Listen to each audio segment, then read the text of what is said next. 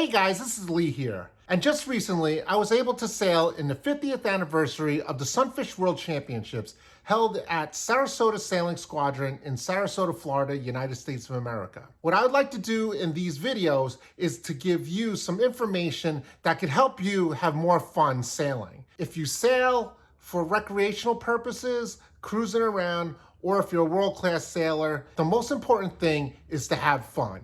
And in this video, I'm going to show you certain things that I learned at the Sunfish Worlds so you can have more fun sailing the Sunfish Sailboat. I'd like to thank all the subscribers who subscribe to my channel and help the channel grow.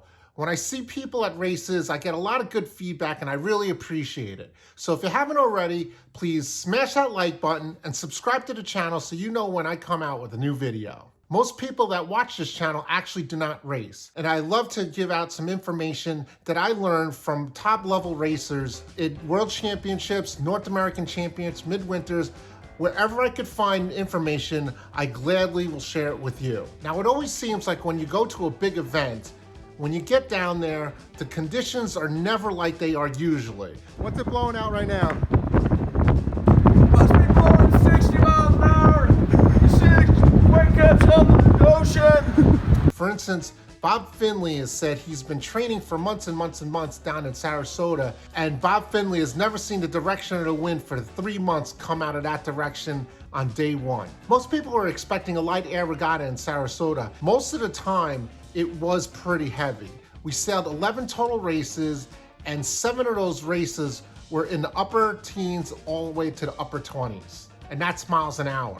So when you're sailing from 16 miles an hour all the way to the upper 20s, that's pretty heavy for a Sunfish sailboat, especially if you're on the lighter side. So there were many things that people were doing to depower their boat so they could have more control.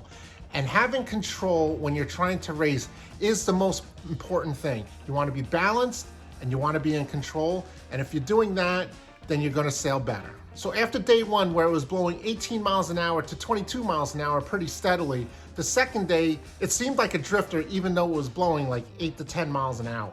So you had to really be able to switch gears, take out your adjustments that you made for day one and put them in day two. And if you weren't able to shift with the conditions, your results suffered. One person who had no problems with the conditions was the champion, Jonathan Martinetti of Ecuador. He had such a great regatta. He pretty much didn't have to sail the last race, but he sailed it anyway and he kind of enjoyed that lap. So the 50th anniversary of the Sunfish World Championships attracted 100 sailors from all over the planet. Jonathan Martinetti from Ecuador was the champion, and JB de Tragenes from Peru was pretty close, but still was gapped, and he finished a solid second. Connor Bluen broke a tie on the last day against U.S. Virgin Islands Peter Stanton, and he finished third place and top American.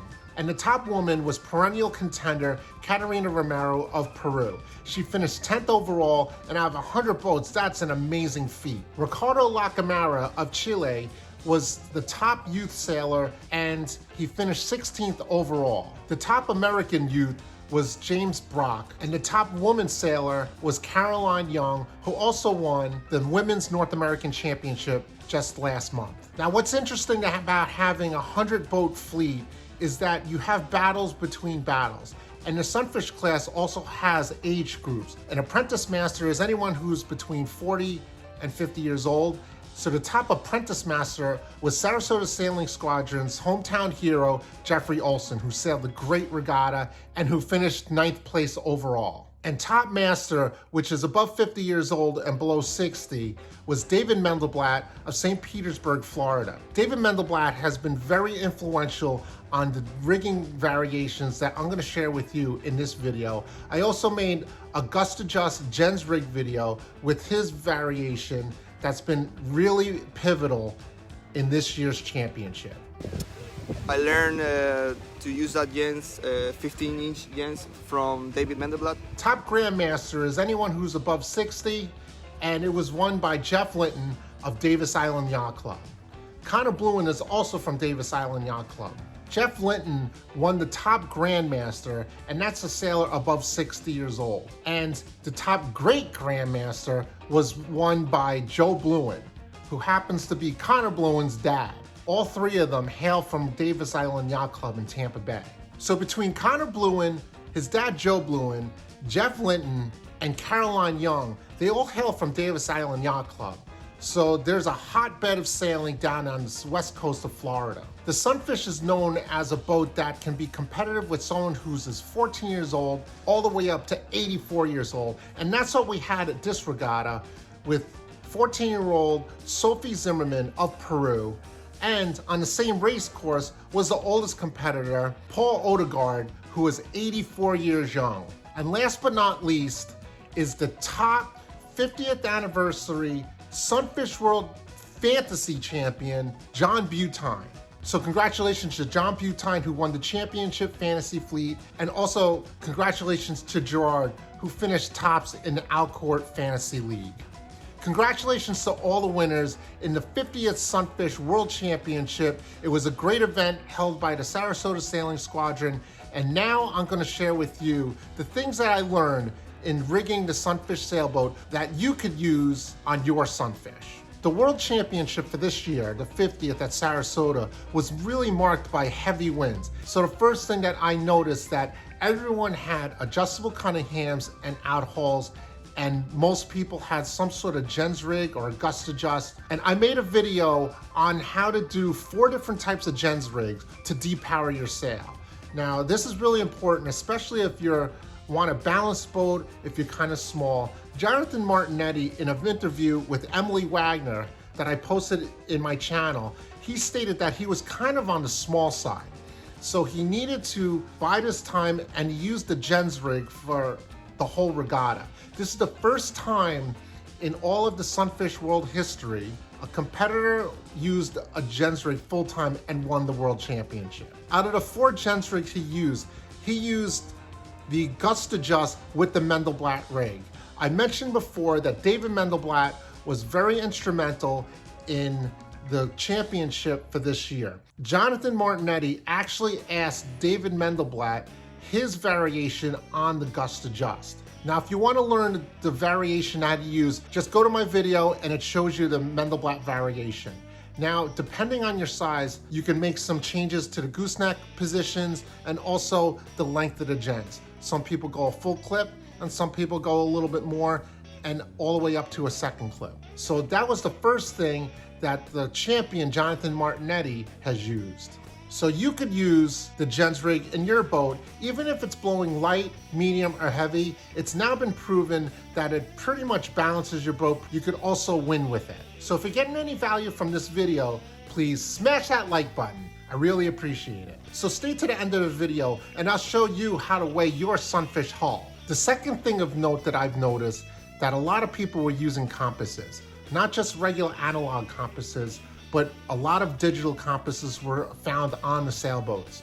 A lot of people like to use them, especially if it's hard to read an analog compass, which kind of moves around and rotates all the time. A digital compass gives you nice numbers and you can know whether you're being headed or lifted after you take average numbers. Now, using a compass does take some learning. However, once people start to learn how to use a compass, they really have liked it. I spoke to Dan Hess, who was very against using a compass, but once he started sailing a Thistle, he used that compass on the Sunfish and he's starting to get it, and it improved his sailing a lot. The third thing that I saw that were almost ubiquitous on all these new Sunfish sailboats was that everyone used a mast cleat.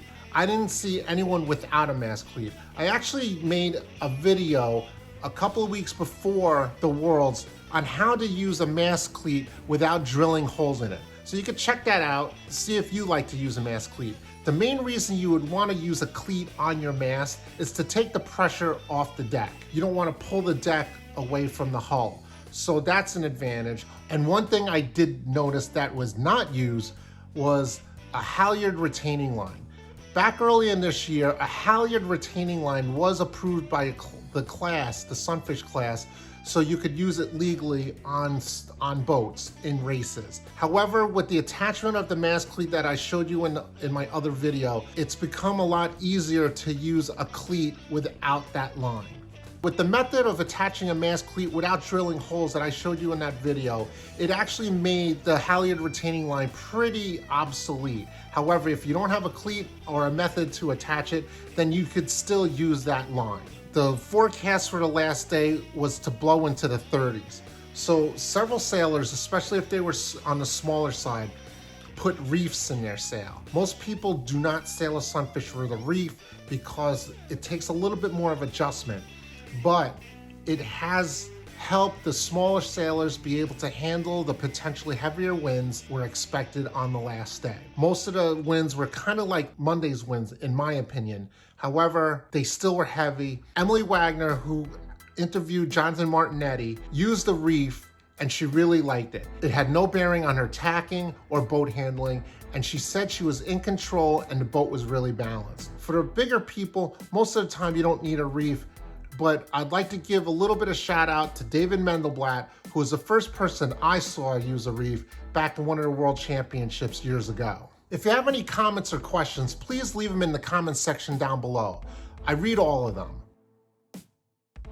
So to easily weigh a Sunfish hull, you need a simple bathroom scale and a couple of people. The first thing you want to do is make sure your bathroom scale is equilibrated. So we had a few people who knew their weights stand on the scale, and we had them stand where the scale was going to be placed. In this situation is on hard packed dirt. I weighed myself and a few other people weighed themselves. We knew that this scale was pretty accurate. What you need to do is you need to get a couple of people to lay the boat on the edge on the scale and just let them lightly, not put pressure on it, but just hold it on its side onto the scale. It's not a perfect exact weight to get it, but it's going to probably be within a pound or two. Now, what we found that these new boats coming from Portugal, the Sunfish World boats, they weighed in at about 122 pounds. So that's pretty light from the Vanguard boats that were coming out at 129. The boat that I sailed, I had no problems with the boat. There was no breakage. Everything was pretty solid on the boat. After I found out who was gonna buy the boat, I kind of babied the boat, make sure I didn't get into any situations where it's gonna be close calls. And I'm gonna tell you, Greg, you're gonna enjoy that boat a lot. So one of the major things that was stressed in this regatta was the use of the gens rig. You could see how to do it in this video right here. So check out that video and you could use the gens rig on your boat. Thanks a lot. I really appreciate you watching. Don't forget to smash that like button, press the subscribe button, ring the notification bell, and I'll see you on the water.